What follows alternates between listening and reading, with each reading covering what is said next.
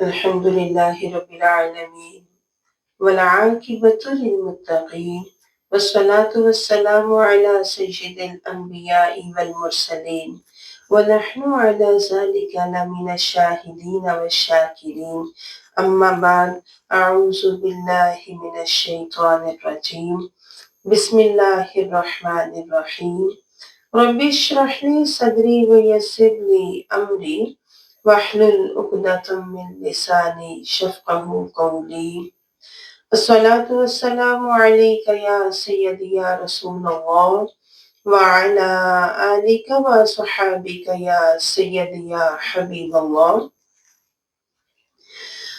حضرت سیدنا امام حسین رضی اللہ تعالی عنہ جب آپ مکہ معظمہ تشریف لے گئے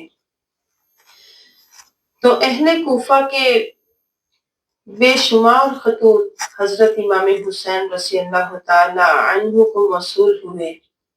10,000 سے زیادہ کوفیوں کے خطوط آپ کو موصول ہوئے.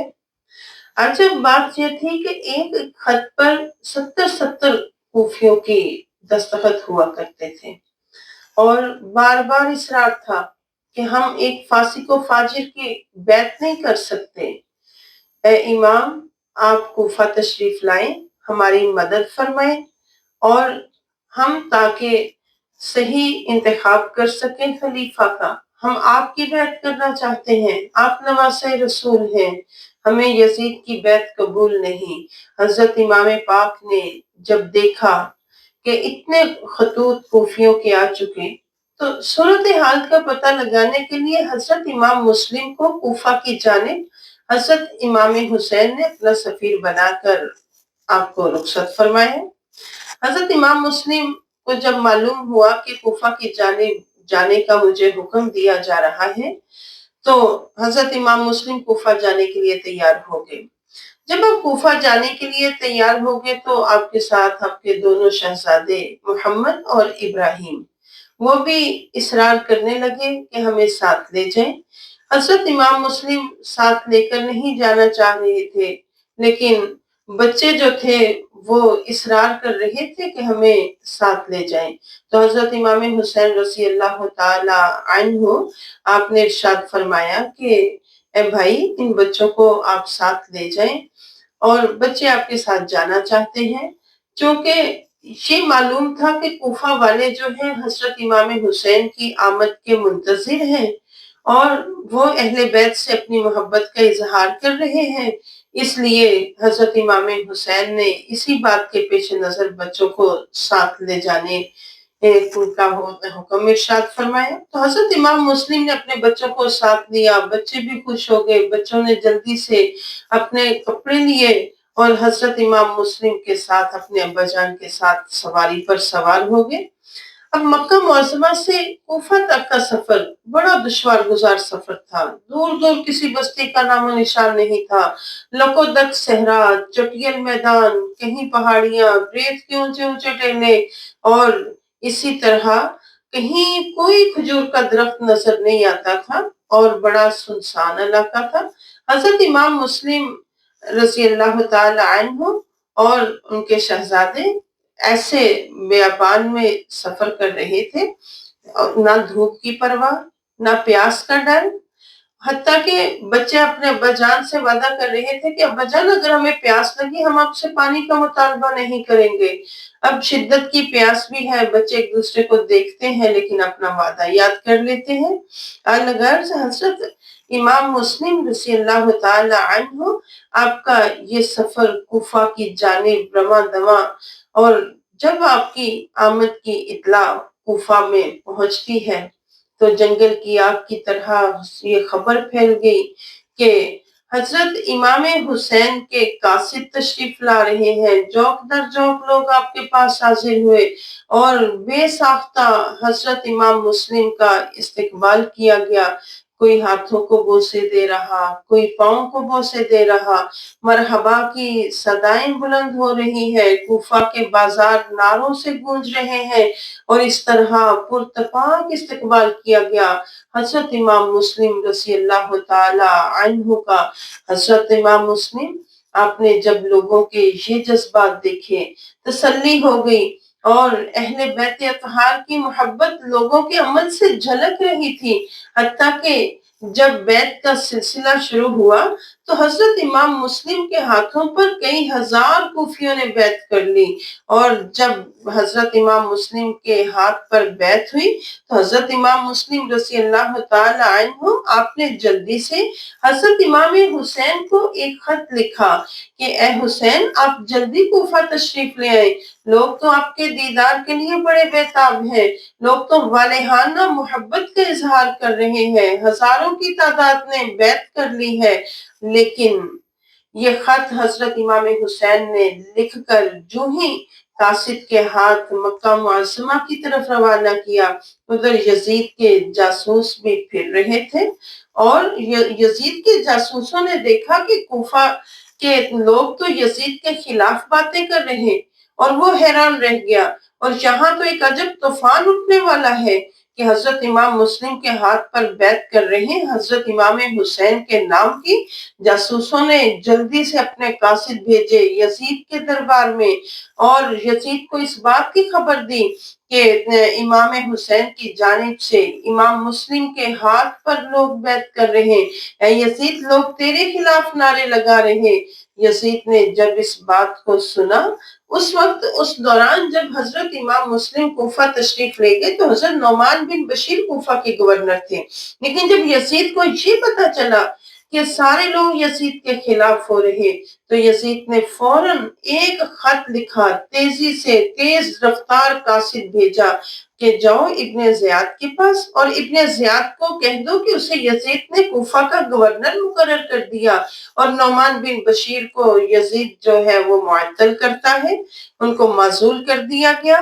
اور ابن زیاد نے جب یہ خط دیکھا تو حکومت کا نشہ بڑا جب نشہ ہوتا ہے، تو اس کی تو باتیں کھل گئیں، اور وہ تو خوشی سے پھولے نہ سمائے کہ اسے کوفہ کی گورنری مل گئی۔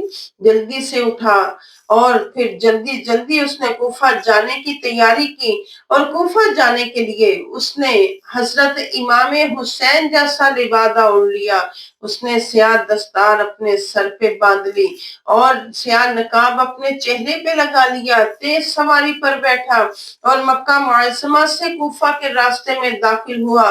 لوگ حضرت امام علی مقام کا انتظار کر رہے تھے، لوگوں کو لگا کہ شاید حضرت امام حسین تشریف لے آئے، اور حضرت امام مسلم کا خط حضرت امام حسین کو پہنچ چکا۔ اب اسی تصور میں لوگ جوش خروش کے ساتھ استقبال کے لیے جمع ہو رہے تھے، اور ایک بڑا اجتماع ہو گیا، اور جو ہی وہ سواری قریب آئی، گھوڑ سوار قریب ہوا تو کالے رنگ کا عمامہ ہے، چہرے پہ نقاب ہے، تو لوگوں نے بے اختیار حضرت امام حسین کے لیے مرحبا کے نعرے لگانا شروع کر دیے، اور لوگ دیدار کے لیے بےتاب تھے، اتنا بےتاب لوگ دیدار کے لیے تھے کہ اتنا انتظار نہیں ہو رہا تھا۔ پہلے سفر کا انتظار کیا، کب یہاں پہنچے، اب انتظار ہے کہ چہرے سے نقاب ہٹائیں، لیکن اس شاطر انسان نے، ابن زیاد نے ایسی چال چلی، اس نے اپنے چہرے سے نقاب نہیں ہٹایا بلکہ سیدھا دارالامارت کے اندر چلا گیا۔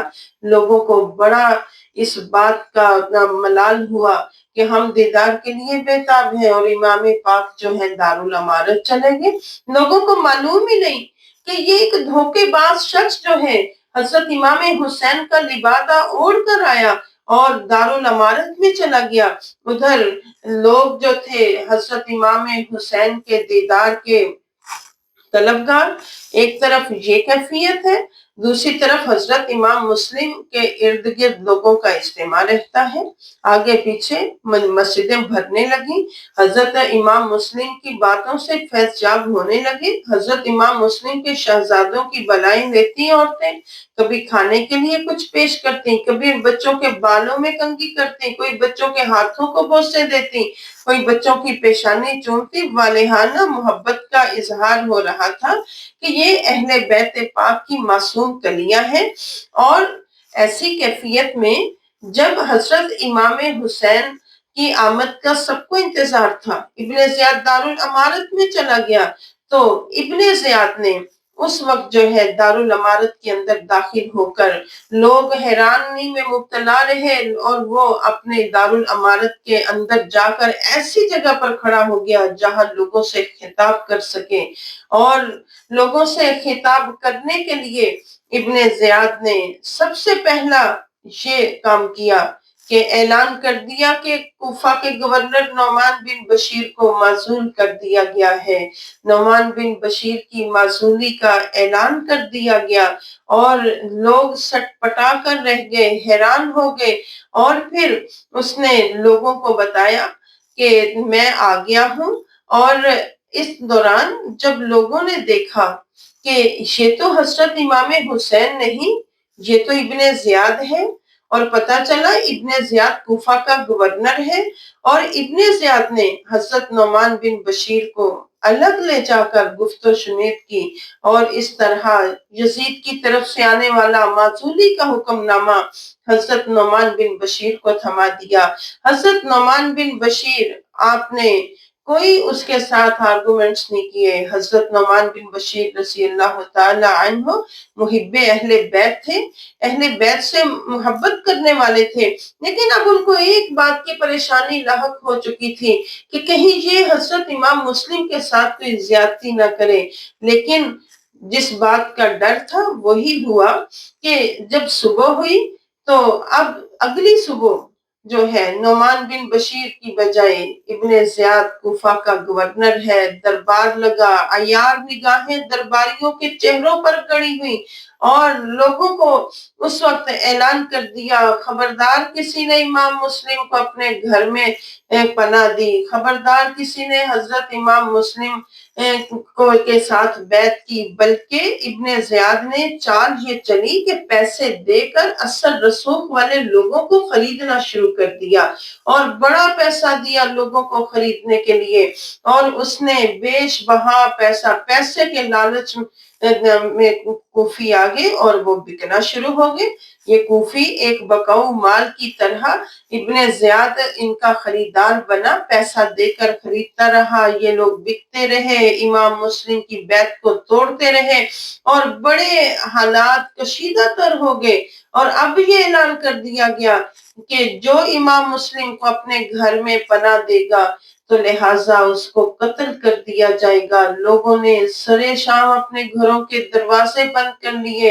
حضرت امام مسلم کی ابتدا میں نماز پڑھنے والے لوگ، انہوں نے اپنا رخ بدل لیا۔ مغرب کی نماز کا وقت تھا جب حضرت امام مسلم رضی اللہ تعالی عنہ نماز پڑھا رہے تھے، مسجد کے دروازے پر اعلان کر دیا گیا، لوگوں خبردار کوئی امام مسلم کو اپنے گھر میں پناہ نہ دے ورنہ قتل کر دیے جاؤ گے۔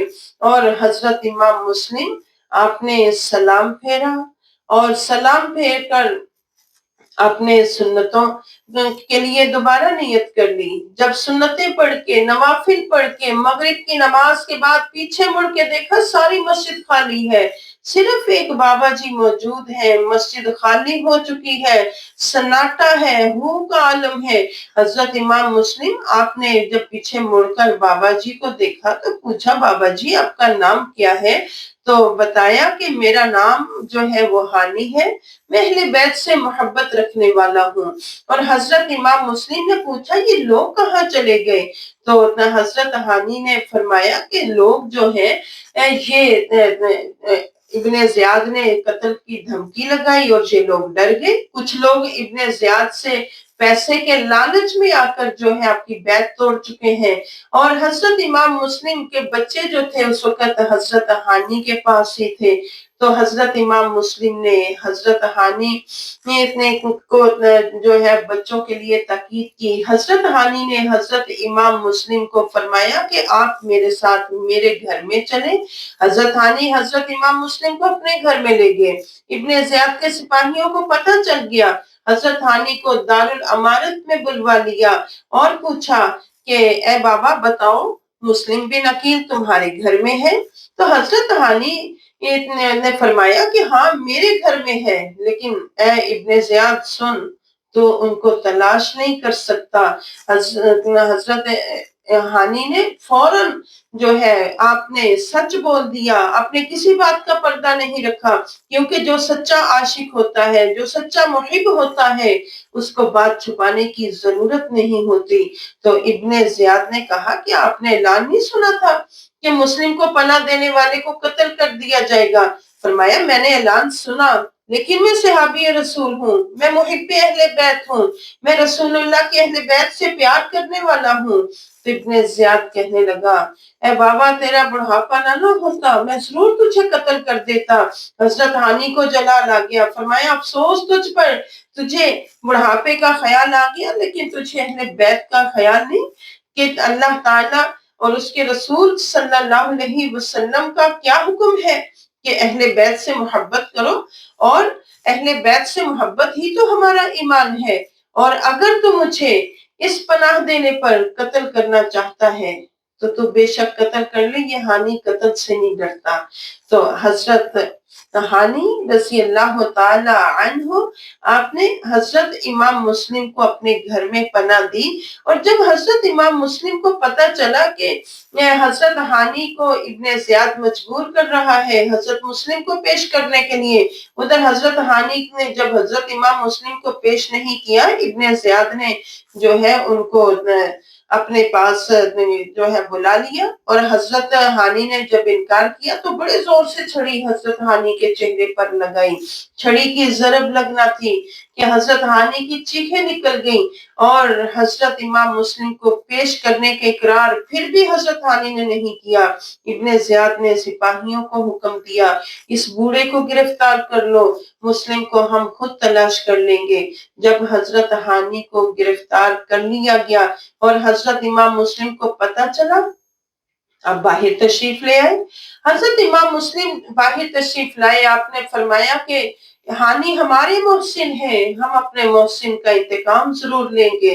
حضرت ہانی، آپ نے جو ہے دیکھا کہ دارالامارت کے سامنے ہزاروں کا مجمع لگا ہوا، نعرے پہ نعرے لگ رہے ہیں، اور ابن زیاد تم نے رسول اللہ کے صحابی کو شہید کیا۔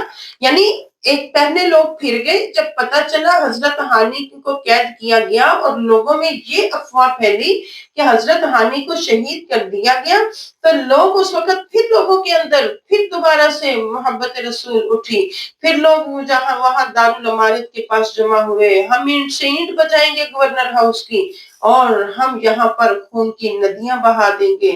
لیکن کیا ہے، خون کا ایک قطرہ بھی نہ بہا۔ ابن زیاد نے صورتحال کو بھانپ لیا اور خود سامنے نہیں آیا، بلکہ چند آدمی جو تھے وہ ان کے پاس بھیج دیے، کوفہ کے سرداروں سے ملے اور پھر ان کو لالچ دینے شروع کر دیے۔ وہ کوفی لالچ میں آ گئے، اور لالچ میں آ کر انہوں نے حضرت امام مسلم کو بھی پناہ دینے سے انکار کر دیا۔ حضرت امام مسلم رضی اللہ تعالی عنہ جب ہانی کے گھر سے نکلے، حقیقت حال عجب تھی، اور حضرت امام مسلم کو کوئی پناہ دینے کے لیے تیار نہیں تھا۔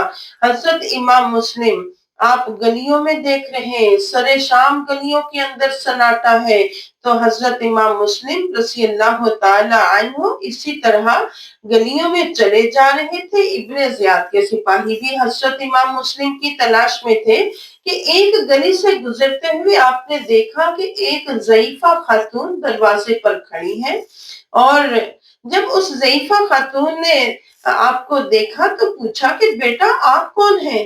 ارشاد فرمایا اماں میں مسافر ہوں، کسی دور میں مدینہ کو رسول میں رہا کرتا تھا۔ تو ضعیفہ کو ایک دم خیال آیا اور خوش ہو کر پوچھنے لگی بیٹا آپ مسلم بن عقیل تو نہیں؟ تو فرمایا کہ ہاں اماں میں وہی ہوں جس کا آپ پوچھ رہی ہیں۔ بڑھیا کی تو خوشی کا ٹھکانہ نہ رہا، بلائیں دینے لگی بیٹا آپ اندر آ جائیے، میں آپ کو دعوت دیتی ہوں، میں تو اسی انتظار میں دروازے میں کھڑی تھی، شاید جو ہے مسلم بن عقیل مجھے نظر آئے تو میں اپنے گھر میں پناہ دے لوں۔ اور پھر جو ہے بتانے لگی کہ میرا بیٹا جو ہے وہ حضرت اپنے بیٹے کے متعلق بتانے لگی کہ میرا بیٹا جو ہے وہ گورنمنٹ کی نوکری کرتا ہے، ابھی واپس آ جائے گا۔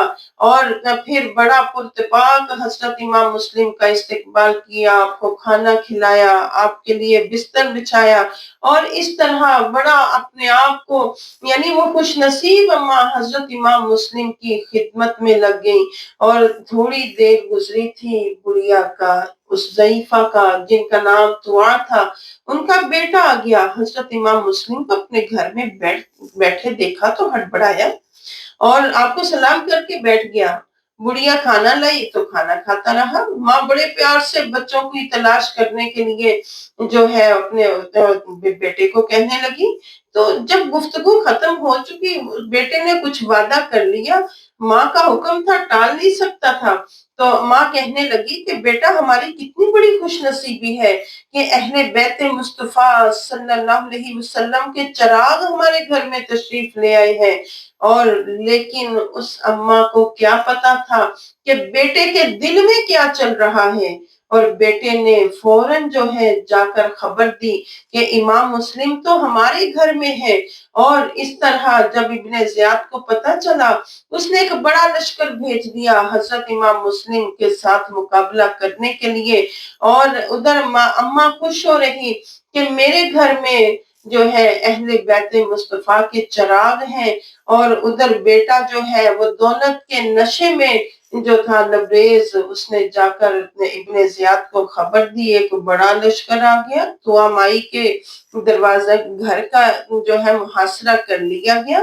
ادھر نماز تہجد کا وقت تھا، آپ نے وضو فرمایا اور مصروف نماز ہو گئے، تہجد کے نوافل ادا کیے، اوراد و وظائف میں مشغول ہو گئے، فجر کی اذان ہوئی، لیکن وہ دعا جو تھی ان کا دل گھبرانے لگا، بیٹا ابھی تک واپس نہیں آیا، پریشانی بڑھتی گئی۔ اور حضرت امام مسلم رضی اللہ تعالیٰ عنہ، آپ کے دل کی عجب کیفیت، معلوم ہی نہیں تھا کہ دروازے کے باہر کے کیا حالات ہیں۔ ایک طرف بچوں کی جدائی، لیکن سب سے بڑھ کر غم اس چیز کا تھا کہ حضرت امام مسلم رضی اللہ تعالیٰ عنہ، آپ نے تو حضرت امام حسین کو خط لکھ دیا تھا، کوفہ کے حالات کی خبر دی تھی، اچھے حالات ہیں، اے امام آپ کوفہ تشریف لے آئے۔ اب آپ چاہتے تھے کسی طرح سے حضرت امام مسلم کا یہ پیغام حضرت امام حسین کو پہنچ جائے کہ کوفہ نہ تشریف لائے، یہ تو لوگ پل بھر میں بک جانے والے لوگ ہیں، پل بھر میں پلٹ جانے والے لوگ ہیں۔ ادھر جو ہے آپ اسی سوچ میں گم تھے کہ کس طرح حضرت امام حسین کو اطلاع پہنچائی جائے کہ باہر سے آواز آئی، اے مسلم باہر نکل آؤ اور خود کو حراست میں سمجھو۔ یہ آپ کے لیے غیر متوقع نہیں تھا، ذہنی طور پر آپ تیار تھے۔ اور ابن زیاد کے سپاہی کوئی 2 4 6 لوگ نہیں آئے تھے حضرت امام مسلم کو حراست میں لینے کے لیے، 500 سے زیادہ کا لشکر تھا۔ اور جو علاقے کا کوتوال تھا ابن اشعث، وہ بھی پیش تھا، اور اسی نے حضرت امام مسلم کے ہاتھوں میں ہتھ کڑیاں ڈالی۔ آپ نے جھٹک دیا، فرمایا پہلے میرے سوال کا جواب دو، اور آپ نے اس سے گفت و شنید شروع کر دی۔ آپ نے فرمایا کہ تو کس وجہ سے گرفتار کرنے آئے ہو؟ تو کیا ایک انسان کو گرفتار کرنے کے لیے اتنی بڑی فوج لائی جاتی ہے؟ تو کہنے لگا اس بات کا ڈر تھا کہ کوفے والے آپ کی حمایت نہ کریں، تو اس لیے کوئی مقابلے کی صورت نہ بن جائے، اس لیے ایک بڑی فوج مجھے لانا پڑی۔ تو حضرت امام مسلم فرمانے لگے مقابلہ تو اب بھی ہوگا، اور اب بھی میں مقابلے کے لیے تیار ہوں، اور میں یہاں پر جو ہے ایسے اپنے آپ کو حراست میں نہیں دوں گا، ہاں میرے ساتھ مقابلہ کرو۔ ابن اشعث، اس نے کہا کہ اب آپ کے ساتھ آپ مقابلے کے لیے تیار ہیں؟ امام مسلم نے فرمایا کہ ہاں مقابلہ ہوگا، لیکن شاہ ایک بات جو ہے، یہ بات تم یاد رکھنا کہ میں موت سے نہیں ڈرتا، مجھے معلوم ہوا ہے کہ حضرت ہانی کو شہید کر دیا گیا ہے، اور مجھے حضرت ہانی کی شہادت کا انتہائی صدمہ ہے۔ آپ کی آنکھوں میں آنسو تیر رہے تھے۔ آپ نے ارشاد فرمایا کہ اب جو ہے حضرت ہانی کا بدلہ مجھے ہر حال میں لینا ہے۔ اس لیے حضرت امام مسلم آپ مقابلے کے لیے تیار ہوئے، اور ادھر دعا مائی جو تھی وہ دیکھ رہی تھی اور رو رہی تھی، اپنے بیٹے کو برا بھلا کہہ رہی تھی، جس نے جا کر ابن زیاد کے سپاہیوں کو اطلاع کر دی۔ ابن زیاد کے سپاہیوں کا پورا دستہ آگے بڑھتا رہا، اور امام مسلم آپ نے بھی تلوار سونت لی، اور آپ ان کے ساتھ مقابلے کے لیے تیار ہوئے۔ ایسی تلوار چلائی، کسی کا سر قلم کیا، کسی کا بازو کاٹ دیا، کسی کے جسم کے 2 ٹکڑے کر دیے، کسی کا سینہ کٹ گیا۔ جو سامنے آتا ہے امام مسلم گاجر مولی کی طرح اس کو کاٹ رہے ہیں۔ یہ کوئی عام انسان نہیں تھے، یہ حضرت ابو طالب کے پوتے تھے، یہ عقیل کے بیٹے تھے، یہ حیدر کرار کے بھتیجے تھے۔ کوفہ والوں کو ہاشمی خون کے جوہر دکھانے پر تلے ہوئے تھے، اور یہاں پر جو ہے وہ جذبہ حسینیت کا پورے وقار کے ساتھ ظہور ہو چکا تھا۔ اور حضرت امام مسلم آپ اگرچہ تنہا تھے، لیکن یزیدی فوج کے ٹکڑے اڑا رہے تھے، اور یہاں پر تو حضرت امام مسلم کے سامنے اگر ابن زیاد بھی آ جاتا، اب تو اس کے بھی جسم کے ٹکڑے ٹکڑے کر دیتے۔ یعنی حضرت امام مسلم اس وقت آپ کے اندر حیدری قوت پورے جوش پر تھی، حالانکہ آپ اتنے تنہا تھے کہ آپ کے پاس تو جنگی آلات نہیں تھے۔ آپ کے پاس نہ گھوڑا ہے، نہ آپ کے پاس ڈھال ہے، نہ آپ کے پاس زرہ ہے، نہ آپ کے پاس نیزہ، نہ برچھی، بلکہ صرف ایک تلوار ہے، لیکن ضرب حیدر کرار ہے، اور دوسری طرف سینکڑوں کی تعداد میں دشمن، برچھیاں، ڈھالیں، تلواریں، نیزے، گھوڑے، کیا چیز ان کے پاس نہیں تھی، سب ان کے پاس تھا، جنگی سامان سے لیس تھے۔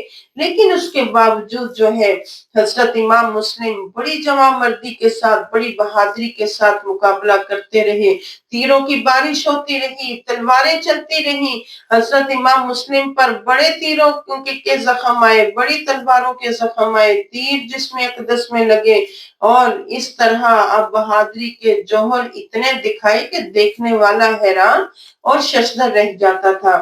آخر جو ہے جب بے تحاشا آپ کو زخم آ گئے، تو اچانک آپ نے شیر کی طرح چھت سے چھلانگ لگائی، اور تلوار چل رہی تھی، سپاہی کٹ رہے تھے، لیکن جب زخم زیادہ آ گئے تو انہوں نے حضرت امام مسلم آپ کو ساتھ لیا اور ابن زیاد کے سامنے جو ہے پیش کر دیا۔ حضرت امام مسلم کو جب ابن زیاد کے سامنے پیش کیا گیا، انتہائی زخمی حالت ہے، آپ نے ابن زیاد کو سلام نہیں کیا، بلکہ جب اعتراض کیا کہ ابن زیاد سے کہ سلام کیوں نہیں کیا، فرمایا تم کون ہو، میں کیوں سلام کروں، ایک ایسے شخص کو جو مجھے قتل کرنے کے منصوبے بنائے اور میں اسے سلام کروں، اسے سلام کیسا ہے۔ تو ابن زیاد کہنے لگا قتل تو میں کر کے رہوں گا، اور فرمایا مجھے یقین ہے لیکن میں موت سے نہیں ڈرتا، میں چاہوں تو ابن زیاد کہنے لگا کہ میں چاہوں تو ایک شرط پر آپ کو زندہ رکھ سکتا ہوں۔ فرمایا کیا شرط ہے؟ تو کہنے لگا امام حسین کا ساتھ چھوڑ دو، یزید کی بیعت کر لو۔ تو حضرت امام مسلم کو جلال آ گیا، ارشاد فرمایا کہ تو یزید پلید کی بیعت کے لیے کہتا ہے، اور امام حسین کا ساتھ چھوڑ دوں، نواز رسول کا ساتھ چھوڑ دوں، یہ تیری خام خیالی ہے، میں نواز رسول کا ساتھ نہیں چھوڑ سکتا۔ حضرت امام مسلم آپ نے ڈٹ کر اعلان کیا کہ میں آج بھی امام حسین کے ساتھ ہوں، میری تربیت اللہ کے شیر امام حسین کے ہاتھوں میں ہوئی، میں موت کی آنکھوں میں آنکھیں ڈال کر مسکرا سکتا ہوں۔ الغرض ابن زیاد نے اس وقت جو ہے معاذ اللہ حضرت امام حسین کے متعلق کہا کہ یہ حکومت کے باغی ہیں، استغفر اللہ، اتنی بڑی بات، اور حضرت امام مسلم آپ کا چہرہ غصہ سے سرخ ہو گیا، غضبناک ہو کر ارشاد فرمایا اپنی زبان کو سنبھال کے بات کرو، حسین کو باغی کہتے ہوئے شرم آنی چاہیے، باغی حسین نہیں، باغی تو تم لوگ ہو، بغاوت تم نے کی ہے، اور تم نے جو ہے بغاوت کے ساتھ تخت حکومت سنبھالا ہے۔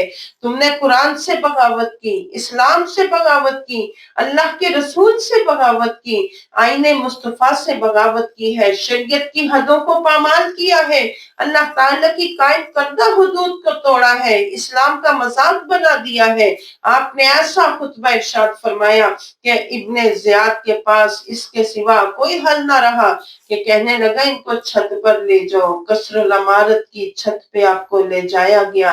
حضرت امام مسلم اللہ تعالیٰ کی حمد و ثنا میں مصروف ہو گئے، مدینہ کی جانب منہ کر کے حضرت امام الانبیاء کے حضور درود و سلام کا نذرانہ پیش کر دیا، مکہ کی طرف جانے والے راستے کی طرف اشارہ کیا، شاید امام علی مقام کے قافلہ کی گرد و غبار کی زیارت ہو جائے۔ دل ہی دل میں حضرت امام حسین کو مخاطب کیا، اے ابن رسول، آپ یہاں سے کاش واپس چلے جاتے، اور میں نے آپ کو خط بھیجا تب حالات اور تھے، اب حالات اور ہے۔ یہ تصورات کا ایک تانتا تھا جو دل میں تھا، اور حضرت امام مسلم کو تلوار کے وار سے شہید کر دیا گیا، سر جو تھا تنے اطہر سے جدا کیا گیا۔ انا للہ و انا الیہ راجعون۔ اور آپ کے سر اور آپ کے جسم اقدس کو ابن زیاد کے حکم سے بے کورو کفن چھت سے نیچے پھینک دیا گیا۔ کتنا ظلم تھا یہ نام نہاد کلمہ گو، یہ نام نہاد مسلمان، ابن زیاد کی زیادتیاں، ظلم و ستم شروع ہو چکا تھا۔ یہیں تک بس نہیں، ابن زیاد نے کوفہ میں ہونے والی تمام کاروائی یزید پلید تک پہنچائی، اور اس میں حضرت امام مسلم کے بچوں کا ذکر کر دیا۔ اب یزید نے ایک حکم نامہ جاری کیا کہ امام مسلم کے بچے جس قدر جلدی ہو سکے وہ مجھ تک پہنچا دیے جائیں، اور اس وقت جب حضرت امام مسلم کو شہید کیا گیا، بچے قاضی شریع کے گھر میں موجود تھے۔ ابن زیاد نے اعلان کر دیا جس کے پاس مسلم کے بچے ہیں وہ دارالامارت میں پہنچا دے۔ ادھر قاضی شریع کو حضرت مسلم سے کیا ہوا وعدہ یاد آ گیا، بے قرار ہو گئے، اور بچوں کو مدینہ منورہ بھیجنے کی ترکیبیں کرنے لگے۔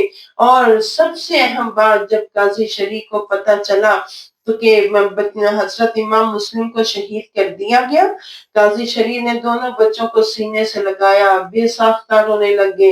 بچوں نے پوچھا، قاضی جی آپ روتے کیوں ہیں؟ قاضی جی خاموش ہیں، آنکھوں سے آنسوؤں کی لڑیاں جاری ہیں۔ تو بڑے بچے نے کہا، قاضی جی کہیں ایسا تو نہیں کہ ہمارے ابا جان کو شہید کر دیا گیا ہو؟ ہمارے ابا جان کہاں ہیں؟ قاضی شریف پھوٹ پھوٹ کر روئے، بچوں کو بتا دیا، ہاں بچوں آپ کے ابا جان کو شہید کر دیا گیا۔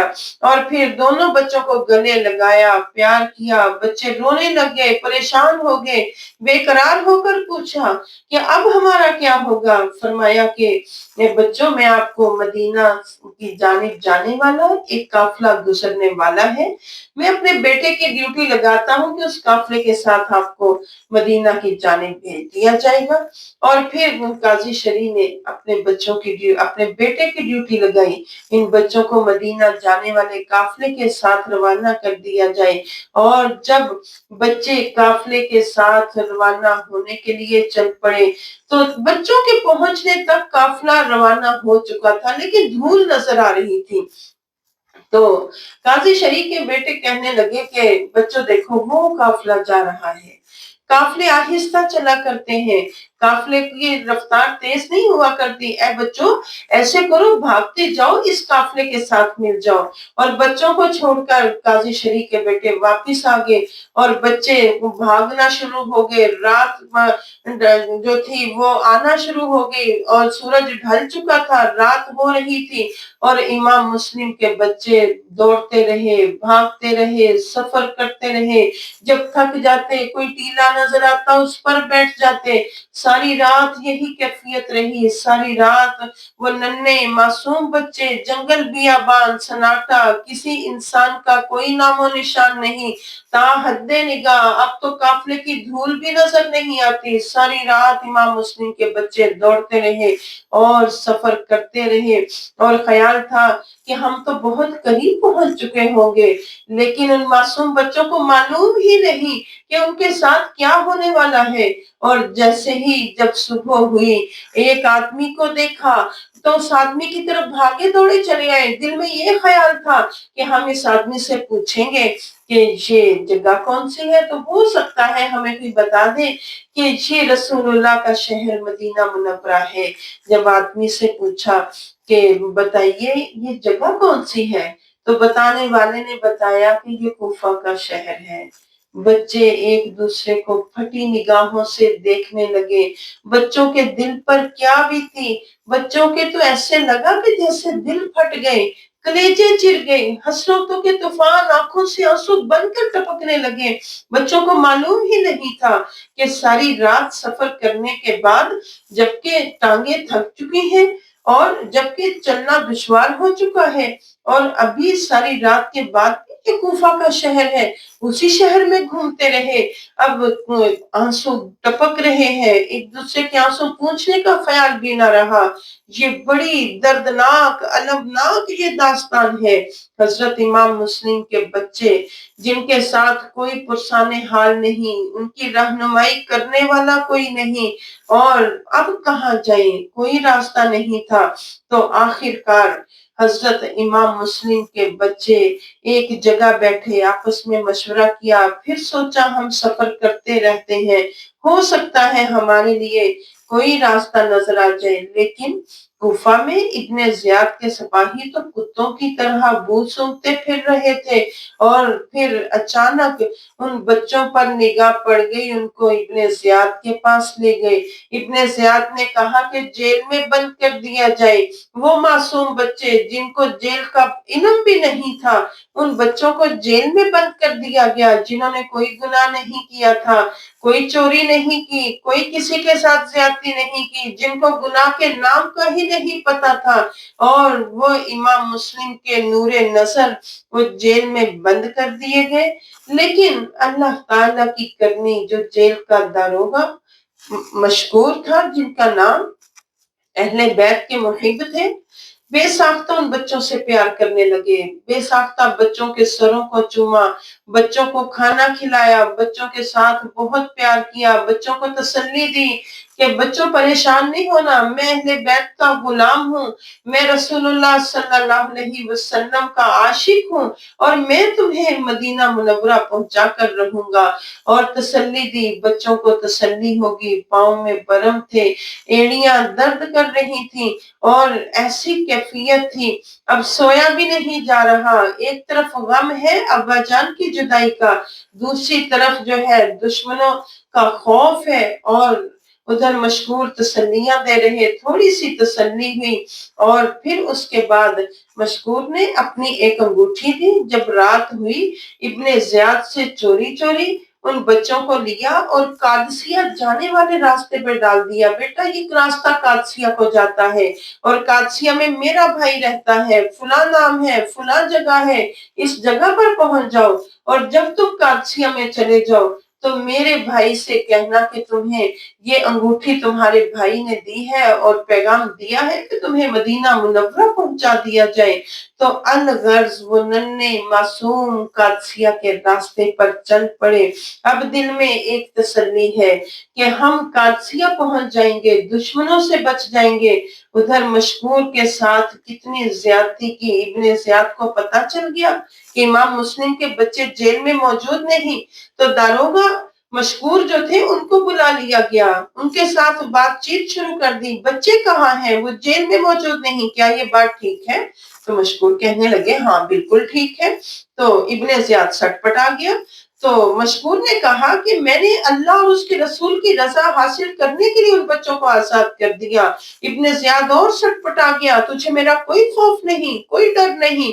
تو مشکور نے کہا کہ جسے اللہ کا ڈر ہو وہ کسی اور سے نہیں ڈرتا۔ اے ابن زیاد، تو معصوم بچوں کے ساتھ زیادتی کرتا ہے، تم نے معصوم بچوں کے बाप को बेगुनाह शहीद किया है। इब्ने ज़ियाद जो था और सटपटाया कि ये तो तरक्की बतरक्की मुझे जवाब दे रहा, आग बगोला हो गया, खामोश हो जो मशकूर वरना मैं जुबान कट दूंगा। आपने फरमाया मुझे जुबान के कट जाने का कुछ अफसोस नहीं, हक बयान करने के लिए अगर जुबान कटती है तो कट जाए, लेकिन मैं हक बयान करके रहूंगा। तो लिहाजा इब्ने ज़ियाद ने इशारा किया, जल्लाद ने तलवार उठाई तो इब्ने ज़ियाद ने कहा कि ठहर जाओ, इसके जिस्म पर पहले 500 कोड़े लगाओ और फिर सर कलम करना। 500 कोड़े लगाए गए। रूह इंसानियत तड़प उठी, वहशत और बर्बरियत की इंतहा हो गई। शैतान अपने मकरू दांत निकाल कर खिलखिला उठा, जिंदगी को सुकून हासिल हो गया। जिल्लाद ने चाबक लगाया, मशकूर ने कहा बिस्मिल्लाहिर्रहमानिर्रहीम, एक दूसरा चाबक पड़ा, ऐ अल्लाह मुझे सब्र अता फरमा। यानी इतने सब्र के साथ कोड़े पे कोड़े लगते गए और मशकूर कोड़े पे कोड़ा बर्दाश्त करते गए, बार बार जुबान से कहते गए, अल्लाह ताला अहले बैत की मोहब्बत अता फरमा। ये कैसा दर्दनाक मंजर होगा जब मशकूर को कोड़े लग रहे थे। सब्र रजा का पैकेट, अहले बैत की मोहब्बत में सरशार वो अहले बैत का मुहिब अपने जिस्म पर कोड़े खाता रहा। 500 कोड़े लगे और फिर सर जो था वो तने अतहर से जुदा कर दिया गया। इन्ना लिल्लाही व इन्ना इलैहि राजिऊन। और वो मासूम बच्चे वो सारी रात सफर करते रहे और जब सुबह हुई, वही जंगल है, वही बियाबान है, वही जगह है और वहां पर अब छुपने की कोई जगह नहीं नजर आ रही। पानी का चश्मा भी देखा, पानी के चश्मे से पानी क्या पीना था, प्यास का एहसास खत्म हो चुका। लेकिन साथ ही जो है एक दरख्त नजर आया, दरख्त के अंदर बहुत बड़ा हॉल नजर आ गया और बच्चों को लगा कि हम इस दरख्त के अंदर जो है इस हॉल में छुप जाते हैं, यहाँ तो कोई नहीं हमें देख पाएगा। और उस चश्मे पर जब एक लौंडी हबशिया जो थी वो पानी लेने के लिए आई तो वो हैरान रह गई कि मासूम चमकते चेहरे और वो खौफ ज़दा चेहरे और नूरानी चेहरे, कितने खूबसूरत, ऐसे जैसे वो मुरझाए हुए गुलाब हो। यानी वो खूबसूरत चेहरे जो थे खौफ की वजह से मुरझा चुके थे। और फिर क्या है कि आंखें उनकी देखी तो आंसुओं से तर हैं। वो चेहरे, वो अक्स पानी के अंदर नजर आ रहा था। और हबशिया लौंडी ने दाएं बाएं देखा, ये कौन है? तो जब देखा कि दरख्त के हॉल के अंदर वो बच्चे छुपे हुए, तो वो बच्चे जो थे खौफजदा हो गए। तो कहने लगी, बच्चों तुम कौन हो? कहने लगे, इमाम मुस्लिम के यतीम हैं। और वो सरापा दर्द की तस्वीर, जब कनीज ने ये सुना कि ये इमाम मुस्लिम के शहीद हैं, वो अहले बैत से मोहब्बत रखने वाली ये लौंडी जो थी वो तो सटपटा के रह गई। ए बच्चों, तुम्हें तुम्हारे साथ क्या दास्तान है, तुम यहाँ छुपे हुए? तो बताया कि इस तरह हम 2 रातें हो गई, हम सफर करते हैं, इब्ने ज़ियाद ने हमें जेल में डाला, जेल के दारोगा ने हमें कादसिया के रास्ते पे डाला, सारी रात सफर करने के बाद देखा हम तो फिर कूफा में मौजूद हैं, हम यहाँ छुप गए। वो मासूम बच्चे थे, सारी दास्तान सुना डाली। तो उससे पूछा कि तुम किसकी लौंडी हो? कहने लगी, हारिस नाम का एक आदमी है, उसकी मैं लौंडी हूँ। तो अब जो है बच्चे खौफजदा थे, बच्चे डर रहे थे कि कहीं अब उनके साथ कोई ऐसा मामला ना हो। तो लौंडी ने जब जाकर अपने मालिका को बताया कि इस तरह इमाम मुस्लिम के बच्चे ऐसे दरख्त के अंदर छुपे हुए हैं, तो फौरन जो थी वो भी वही पे अहले बैत थी, फौरन कहने लगी, जाओ उन बच्चों को ले आओ, न जाने वो बच्चे कितनी परेशानी का शिकार होंगे, न जाने उन बच्चों को किस तरह भूख सता रही होगी, उन बच्चों का तो कोई पुरसाने हाल नहीं होगा। तो अलगर्ज वो बच्चे हबशिया लौंडी अपने साथ लेकर गई। तो वो उसकी मालिका जो मुहिब्बे अहले बैत थी, उन्होंने बच्चों को नहलाया, बच्चों को वो कपड़े पहनाए, बच्चों के मुंह धुलाए, अपने हाथों से खाना खिलाया, बालों में कंघी की। और बच्चों ने जब ये मोहब्बत देखी, کچھ تسلی ہوئی، اور پھر بچوں کو کہا کہ تم سو جاؤ، تھک چکے ہو۔ تھکے ہوئے بچے تھے، وہ سو گئے۔ اور آدھی رات کا وقت جب حارث آیا انتہائی تھکا ہوا، تو جب بیوی نے پوچھا کہاں سے آئے ہو، تو کہنے لگا، بڑبڑانے لگا، اور پھر بتانے لگا کہ اس طرح مجھے مسلم کے بچوں کی تلاش تھی، اور میں اتنا سفر کر کر کے گلیوں بازاروں میں ڈھونڈ ڈھونڈ کے، تم ایک بار دیکھنا، اگر میرے ہاتھ یہ بچے لگ جائیں، یہاں دولت کی انبار لگ جائیں گے، اور تمہاری ساری پریشانیاں دور ہو جائیں گی، ہمارے گھر میں پیسہ ہی پیسہ ہوگا۔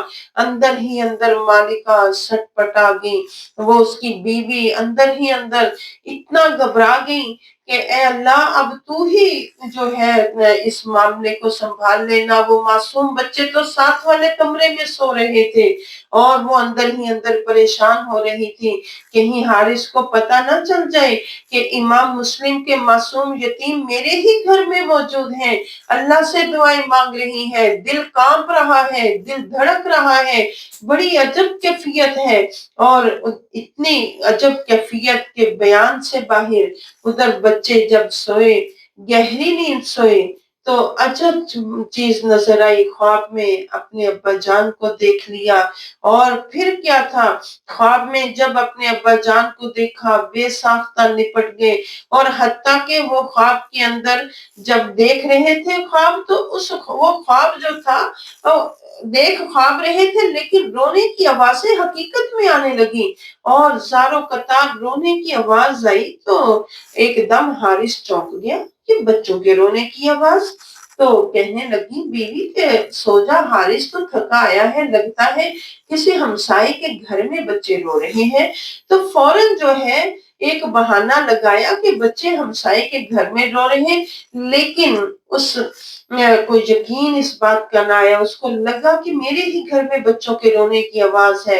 ایک شک جو تھا اس کے دل میں آ گیا، اور ادھر وہ بچے جو تھے وہ سہمے ہوئے تھے، کیونکہ خواب میں انہوں نے ابا جان کی زیارت کی، خواب میں انہوں نے رسول اللہ صلی اللہ علیہ وسلم کی زیارت ہوئی، اپنی دادی سیدہ فاطمہ الزہرا خاتون جنت کی زیارت کی تھی۔ اب وہ بچے ایک دوسرے سے گلے ملے سہمے ہوئے بیٹھے تھے، اور اب انہیں معلوم نہیں تھا کہ ان کے ساتھ کیا ہونے جا رہا ہے۔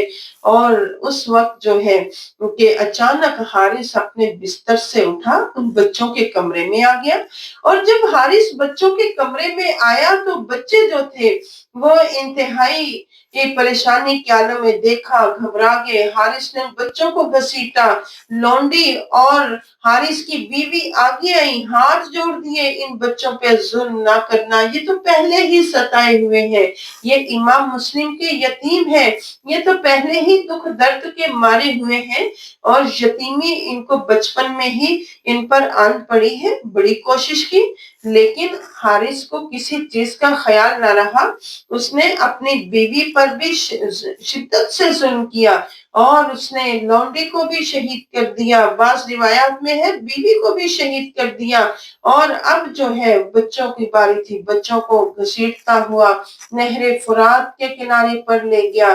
اب ایک عجب بات تھی، جب نہر فرات کے کنارے پر لے گیا، بچوں کو معلوم ہو گیا کہ اب یہ ہمیں شہید کر کے رہے گا، تو بڑا بچہ کہنے لگا کہ حارث تو نے ہمیں شہید کرنا ہے، تو ایسے کرو پہلے میرا گلا کاٹ دینا، میں اپنے چھوٹے بھائی کا گلا کٹتے نہیں دیکھ سکتا۔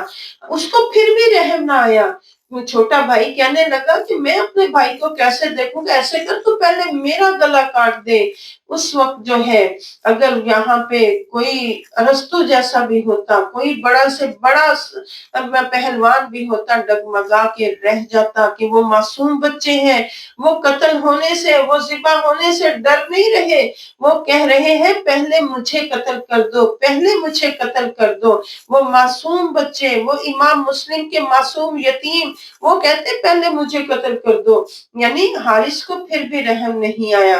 حالانکہ ایک قصاب تھا، یہاں پہ ایک چھوٹی سی بات عرض کر دوں، قصاب تھا تو اس نے اپنا یہ پیشہ چھوڑ دیا، تو اسے کسی نے پوچھا کہ تو نے یہ پیشہ کیوں چھوڑا؟ کہنے لگا صبح صبح کا وقت تھا کسی گاہک کو مجھے گوشت دینا تھا۔ اتنی صبح کا وقت کہ میرے پاس 7-8 ماہ کا بکری کا بچہ تھا جسے ذبح کرنا پڑا۔ یعنی مجھے ذبح کرنا تھا تو میں نے گوشت دینا تھا، تو وہ بچہ ٹانگیں پھیلائے سو رہا، ایسے لگتا تھا پوری مستی میں سو رہا ہے۔ میں اس بچے کو دیکھتا رہا، اچانک میرے ہاتھ سے چھری گر گئی اور اس کے سونے کے انداز نے میرا دل تڑپا دیا۔ اس کے بعد میں نے کسی جانور کو ذبح کرنے کا تصور بھی نہیں کیا، بلکہ وہ تصور سے ہی میں کانپ جاتا ہوں۔ تو یہ دل بدل گیا، میں نے اس کے بعد جانور نہیں ذبح کیے۔ یہ جو انسان ہوتا ہے، جس کے دل میں خوف خدا ہوتا ہے، تو لہٰذا اس کے دل میں نرمی ہوتی ہے۔ جس دل میں خوف خدا نہیں ہوتا وہاں نرمی نام و نشان کو نہیں ہوتی۔ اب یہاں پر حضرت امام مسلم کے یتیم کھڑے تھے، نہر فرات کے کنارے امام مسلم کے یتیم کھڑے تھے، لیکن حارث کے دل کی نرمی ختم ہو چکی تھی۔ حارث کو لالچ نے اندھا کر دیا تھا، پاگل بنا دیا تھا، اس کی سوچنے سمجھنے کی صلاحیتوں کو بیکار کر دیا تھا، اس کا دماغ معاف کر دیا تھا، اپنے پرائے کی تمیز سے وہ بے بہرا ہو چکا تھا، وہ اندھا ہو چکا تھا، پاگل ہو چکا تھا، اور اس کے پاگل پن نے ان معصوم بچوں کو شہید کر دیا۔ اور بچے اتنے آرام سے لیٹ گئے، حتیٰ کہ تاریخ بیان کرتی ہے، مورخ بتاتے ہیں کہ وہ بچے ایک دوسرے سے لپٹ گئے، ایک دوسرے کو سینے لگا لیا، اور اب ان کے دل میں یہ تھا کہ ہمیں اپنے ابا جان سے ملاقات ہوگی، اور اس ملاقات کے شوق نے ان کو ہر غم سے بے نیاز کر دیا، اور سینے ملے ہوئے ایک دوسرے کے گلے میں باہیں ڈلی ہوئی اور سونے کے انداز میں آنکھیں بند کر لی۔ حارث کی تلوار اٹھی، چمکی، اور امام مسلم کے دونوں یتیموں کے سر تن سے جدا کر دیے۔ انا للہ و انا الیہ راجعون۔ اہل بیت کے معصوم اور رسول اللہ صلی اللہ علیہ وسلم کے مظلوم ہمیشہ ہمیشہ کے لیے چین کی میٹھی نیند سو گئے اور دنیا کے دکھوں سے نجات ہو گئی، ابا جان سے ملاقات ہو گئی ہوگی۔ تو الغرض حضرت امام مسلم کے دونوں شہزادے شہید کر دیے گئے۔ یہ بڑے درد کی ایک داستان ہے، اور یہاں جو ہے شہید تو جنت میں چلے گئے ہوں گے، لیکن دنیا کے بڑے بڑے فلاسفروں کو، بڑے بڑے دانشوروں کو ایک پیغام دے گئے، موت کو سر پر دیکھ کر بھی بھائی کو بھائی سے محبت کا رشتہ نہیں توڑنا۔ ارے احساس سیکھنا ہے تو اے دنیا والوں، ان معصوم بچوں سے احسار سیکھ لو۔ احسار ہی مقصود کائنات ہے، جان تو دینی ہی ہے، تو پھر ایک دوسرے پر قربان ہو جاؤ۔ اور اس ظالم حارث نے کیا کیا کہ اس حارث نے جو ہے ان یتیموں کے دھڑوں کو نہر فرات میں بہا دیا، اور دونوں سر جو تھے ایک تشت میں رکھ دیے، اور ایک تشت میں رکھ کر جو ہے ابن زیاد کے پاس دولت کے لالچ کے نشے میں مست وہ ابن زیاد کے دربار میں پہنچا اور وہ تشت پیش کر دیا۔ حارث نے جب دیکھا کہ یہ تشت سجا کر جو ہے اس میں امام مسلم کے بچوں کے سر رکھے ہوئے ہیں اور انعام ملنے کی خوشی کا بڑا اسے انتظار تھا، تو جب ابن زیاد نے یہ دیکھا تو کہنے لگا، یہ تو نے کیا کیا؟ غصے سے کانپنے لگا، تو نے بچوں کے سر کاٹ دیے؟ میں نے تو بچے زندہ طلب کیے تھے، میں نے ان کے سر نہیں مانگے تھے، تو نے ان کو کیوں قتل کیا؟ اب حارث تھر تھر کانپنے لگا، اب کانپتے ہوئے کہنے لگا، جناب غلطی ہو گئی، معاف کر دیجئے۔ ابن زیاد غصے میں کہنے لگا، یہ غلطی کی معافی نہیں ہو سکی، معافی نہیں مل سکتی، جلاد کو بلایا، اے جلاد آؤ اور اس کا سر قلم کر دو، اور سر قلم کرنے سے پہلے اس پر خونخوار کتے چھوڑ دیے جائیں جو اس کے جسم کے ٹکڑے ٹکڑے کر دیے۔ یہ قدرت کا انتقام تھا، فطرت خاموش کا انتقام، معصوم بچوں کی معصوم روحوں کا انتقام۔ قاتل کو قتل ہی ہونا تھا، ظالم کو ظلم کا بدلہ اسی طرح وصول کرنا تھا۔ یہ نظام قدرت ہے، اسے کوئی بدل نہیں سکتا۔ ظالم کو ظلم کرنے کے لیے وقت دیا جا سکتا ہے، لیکن اس پر گرفت قائم رہتی ہے، اس کے لیے قدرت کا شکنجہ تیار رہتا ہے۔